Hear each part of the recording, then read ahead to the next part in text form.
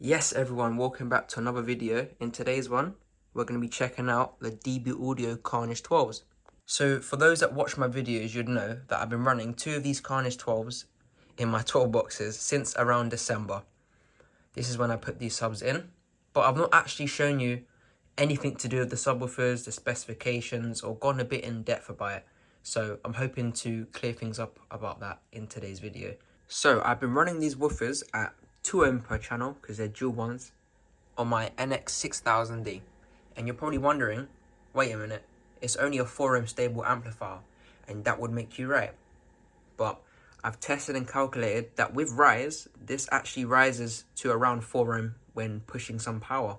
So we're actually getting the most out of this amplifier by wiring it down to 2 so it can rise to 4. But anyway, that's not what today's video is about. Today's video is about stripping down these woofers and showing you everything about them, going over all the specifications, do some 3S stuff, DATS data, and just have some fun with these woofers and give you a better insight on their performance and what they're really about. So before we get into the specs, I'm going to show you around these woofers.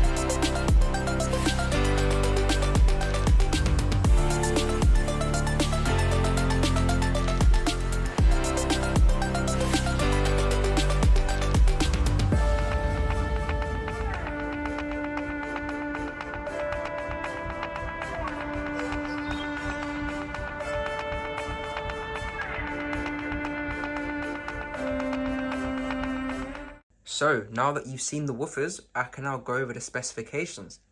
So at the top, we've got a decent roll surround. If you remember when I have the Power Drive 12's, we've kept the same cone material, same as my Power Drive 15. The one thing that I'm not too keen on are these gaskets. They are really hard to put the screws in, as you've got to bend these back. Like, if you know me, you catch me throwing these in the microwave for like 30 seconds to loosen these up before installing. So if we could do anything different on these woofers, I would get rid of these types of gaskets. But it's not a deal breaker because this is a beautiful subwoofer and it has so many pros than there is cons that this is minor. So looking at the top of the woofer, the cone, so I'm going to push up on the cone and try bend it. And I'm pushing up with quite a lot of force. It's a very, very rigid cone. It's very solid. So we've got the same material here. If you remember, my in-phase power drive is kept the same material. And yeah, it's a very thick cone, very strong. So yeah, that's for the cone. We have the DB Audio Karnage logo on what seems to be a carbon dust cap, which is really nice. So down here we have either a 9 or 10 inch spider, which is pretty cool. We've got a decent amount of glue in the joints. And guys, I will show you a video of another Karnage that I was pushing very hard mechanically to X-Mech. Something you should never do to a subwoofer. And I'll show you the condition of the spider and how the glue hold up. I think you'll be very impressed. We have 2 runs of tinsel lead per negative and positive, which is really nice to see. Seems to be stitched very nicely into the spider as well. Well, obviously it's a surface stitched, but it seems like that's not going to fail. And it hasn't failed so far on the actual stitching, which is pretty cool. We have direct leads. I think this is either 12 or 10 gauge. I'm not sure, but it's more than sufficient. We have an 4-inch aluminium or aluminum voice coil, depending where you're from. It is flat wound and it's got that nice high temperature glue over it. We have a 504 ounce magnet, triple stack, ferrite, and an RMS rating of 5,000 watt RMS. And if we tip one of these back with one hand, we've got a generous amount of cooling. We've got a main pole vent and loads of other vents surrounding the main one. So plenty of cooling, and the pole vent is noticeably bigger than the previous 12s that I've had from DB Audio, which is pretty nice to see. It's a dual one, so it's 1 ohm per voice coil. So you can wire this thing to, that by itself is 0.5 or 2. Very nice.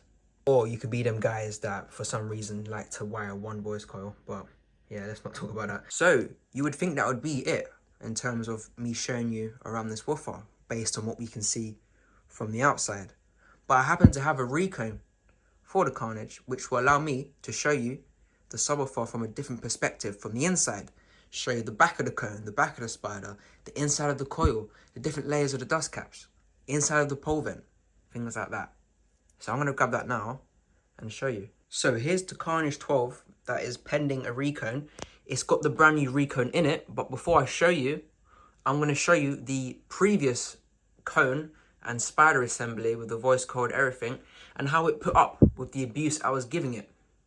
I'll post the videos now showing you how much I had this thing moving, how badly it had this thing like X-meching. It was bad, and it's something you should never do. And I'm going to show you the condition of the spider. So here is the original assembly for the Karnage 12. And you're probably thinking, well, why is it not in it? So I pushed this woofer hard. I had this thing X-meching, surrounds dimpling. I was pushing this thing as hard as I possibly could, you know, with the power I had. And I will drop some videos in now and you can see that I was not being kind to this woofer. And you would think, obviously, the spiders would have, you know, packed up, ripped from the triple drain. No. The spiders are completely fine. It's nice and loose though, but if you look inside, the glue is all there still, holding everything together. The spider ripping is the least of your concern with this woofer. It's got a brilliant spider. Obviously, if you set out to damage this woofer, you probably succeed if you try hard enough. But, you know, little accidents where you're pushing it a bit hard, it'll be fine. There's no issue with that whatsoever. Okay, I'm going to strip down this woofer now, show you all the different layers of the dust cap, show you the coil, show you inside of the magnet and like the pole vent, things like that, show you inside the basket. So we'll start at the top. You have your Karnage dust cap. And then below that, you have a secondary dust cap. And then this is your first look inside. Obviously, it's not going to be centered because it's not glued. But, yeah. If we pull this out,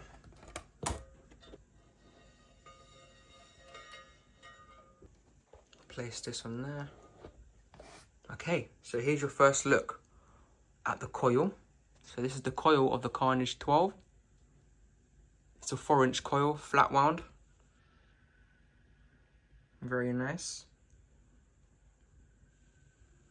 Back of the cone. Tinsel leads, the direct leads come in here. And then I'll show you the inside here. It's a bit dusty because it's been sitting in my room, but you get the point. Let's see if I can get a flashlight on for you guys. There we go.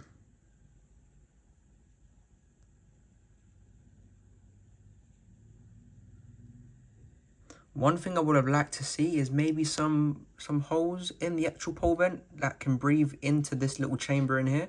That would have been cool, but it seems to be working how it is now pretty well, so I don't think that's too much of a concern. So here's the Karnage with no soft parts inside, just the basket and motor assembly. Don't watch my recone skills, innit? I'll tell you a funny story. So I have a hot air gun, yeah? But it has a tilt sensor in it. But every time I try to bring it close to the magnet, it turns off the heat. So I can get to about here, and it's in the verge of turning off. So I couldn't get it off, unfortunately. I need to buy a dedicated heat gun, a dumb heat gun that has no logic in it, so I can get all this glue off. But yeah, the pole vent sticks up a little bit above the rest of the basket and magnet, which is pretty cool. You got your triple stack magnet there. Very nice.